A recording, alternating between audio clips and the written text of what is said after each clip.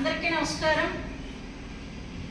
ఈరోజు అరకువేలి నియోజకవర్గం కాంగ్రెస్ పార్టీ కార్యాలయంలో నిర్వహిస్తున్నటువంటి ప్రెస్ మీట్ లో ఏపీ ఆదివాసీ కాంగ్రెస్ చైర్పర్సన్ శ్రీమతి పాచిపెంట శాంతకుమారి అరకువేలి నియోజకవర్గంలో ఉన్నటువంటి 6 మండలాల నాయకులు కార్యకర్తలకు అత్యవసర సమావేశం అనేది ఏప్రిల్ 30వ తారీఖున ఉదయం 10 గంటలకు నిర్వహించడం జరుగుతుంది।